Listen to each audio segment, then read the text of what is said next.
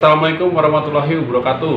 Ya, ini saya akan cerita hari ini tentang bagaimana sih ketika Anda masuk dunia properti. Mungkin banyak istilah-istilah yang belum mengerti tentang dunia properti, ya. Karena tidak sedikit bagi pebisnis pemula itu ketika masuk ke dunia properti belum mengetahui apa saja sih istilah-istilah yang ada di dunia properti. Oke, nah hari ini saya akan jelaskan satu persatu ya. Mudah-mudahan teman-teman bisa memahami. Oke, yang pertama adalah KMB. Apa sih KMB? KMB itu kelayakan menggunakan bangunan. Ya, KMB ini merupakan izin yang diberikan kepada perorangan atau badan hukum setelah habis masa berlakunya izin tersebut. Adapun tenggat waktunya izin IPB ini adalah 5 tahun dan bangunan itu kalau rumah tinggal biasanya 10 tahun, gitu ya. Yang kedua adalah KPR.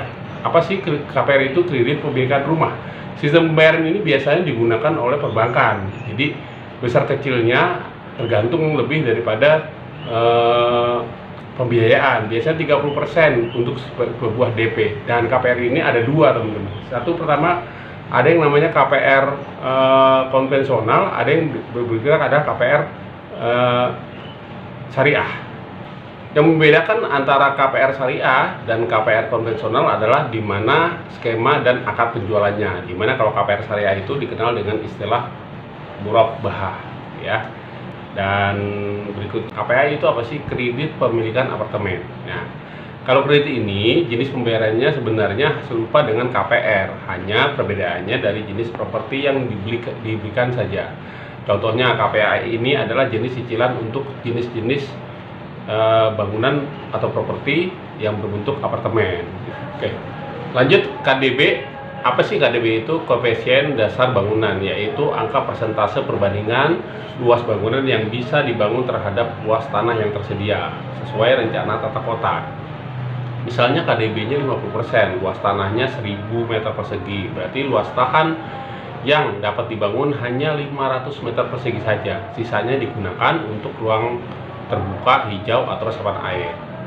Nah, biasanya perumahan-perumahan baru itu memiliki perbandingan yang sesuai dan bahkan ada yang tidak sesuai. KDB ini menjadi salah satu persyaratan bagi seorang pengembang untuk mengajukan izin mendirikan bangunan.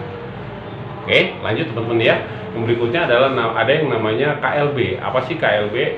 KLB itu koefisien lantai bangunan, yaitu perbandingan jumlah luas seluruh tanah ya terhadap luas tanah berpetakan yang sesuai dengan rencana kota. Oke, berikutnya adalah namanya LTV. Apa sih itu? LTV itu loan to value, rasio antara nilai kredit terhadap bangunan pada saat awal pemberian kredit ya. Berikutnya ada lagi yang namanya NJOP ya, nilai jual objek pajak. Nah, adalah nilai yang ditetapkan negara sebagai dasar pengenaan pajak bagi PBB. NJOP itu seringkali diasumsikan sebagai harga terendah ya atas sebuah properti. Biasanya properti yang dijual dengan harga 1,5 hingga 2 kali lipat dari harga NJOP. Ya. Oke, yang berikutnya adalah namanya NPWP ya. Nomor pokok wajib pajak ya, biasanya teman-teman tahu itu ya, harus tahu itu ya. PPH ya, atau PH ada lagi nih, pajak perolehan penghasilan. Yang berikutnya ada lagi namanya PBB, pajak bumi dan bangunan ya. Berikutnya kalau teman-teman lagi ada istilah lagi namanya PPAT, pejabat pembuat akta tanah ya. Berikutnya ada lagi namanya PBJB ya. PBJB itu apa sih? Pengikatan perjanjian jual beli. Apa itu perjanjian jual beli antara pihak penjual dan pembeli, di mana masih sebatas kesepakatan saja dan belum ada peralihan hak kepemilikan tanah atau rumah secara hukum. Di sertifikat masih atas nama penjual sampai klausul-klausul yang disepakati terpenuhi. PBJB ini biasanya dilakukan tidak dibeli oleh pihak lain ya. Berikutnya adalah namanya PPN. Apa sih PPN itu? Pajak pertambahan nilai ya. Apa sih yang dinamakan namanya RAB ya? RAB itu rancangan rencana anggaran biaya. Melalui RAB ini biasanya bisa ditentukan berapa hal di antara harga jual yang layak dan paket investasi, perkiraan keuntungan, durasi pengerjaan, dan lain-lain ya. Berikutnya ada istilah namanya ruko ya, rumah toko, atau teman-teman bisa mungkin ada istilah lagi namanya rukan ya, itu berarti rumah kantor ya. Berikutnya ada yang namanya rusunami ya. Rusunami itu artinya adalah rumah susun sederhana milik ya. Dan berikutnya ada lagi namanya rusunawa ya. Rusunawa itu rumah susun sederhana sewa ya. Ada lagi namanya SBDK ya, suku bunga dasar kredit ya.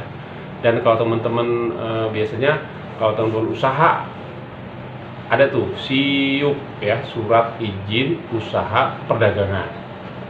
Berikutnya ada lagi ya, selain SHM sertifikat hak milik, ada lagi SHGB namanya, sertifikat hak guna bangunan ya.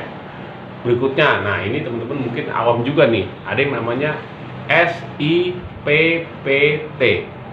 surat izin penunjukan penggunaan tanah. Biasanya ini izin dari gubernur terhadap penggunaan tanah dari bangunan depan kepemilikan luas tanah. Biasanya sih luas tanahnya 5.000 meter persegi atau lebih ya. Nah, berikutnya juga ada lagi namanya SMF ya, Secondary Mortgage Facility ya.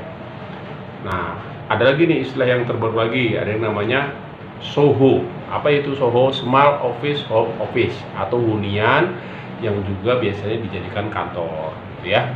Berikutnya ada lagi yang namanya SPPT, surat pemberitahuan pajak terutang ya. Berikutnya lagi ada yang namanya SPOP, surat pemberitahuan objek pajak ya. Dan berikutnya ada lagi namanya TDP ya, tanda daftar perusahaan, biasanya diberikan oleh dinas pemerintah kepada perusahaan yang telah disahkan oleh pembayarannya. Jadi yang saya sebutkan tadi adalah istilah-istilah yang biasanya teman-teman temukan di dalam dunia properti. Untuk teman-teman marketing pemula atau mungkin yang ingin terjun ke dalam bisnis properti, harus hafal istilah-istilah itu. Jadi biasanya nanti kalau terjun ke dunia properti, biar tidak awam tentang istilah-istilah tadi yang saya sebutkan. Oke, jangan lupa yang belum subscribe silahkan subscribe channel saya, dan saya akan bagikan lagi tentang marketing, tips dan lain-lain atau yang berkenaan dengan dunia usaha. Oke, semangat untuk teman-teman yang baru bergabung di channel saya. Terima kasih sudah nonton video ini, mudah-mudahan bermanfaat. Jangan lupa di share. Assalamualaikum warahmatullahi wabarakatuh.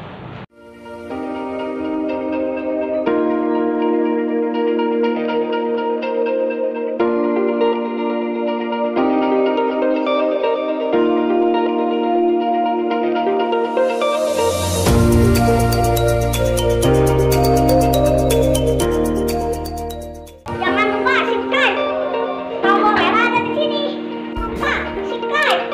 Tombol merah ada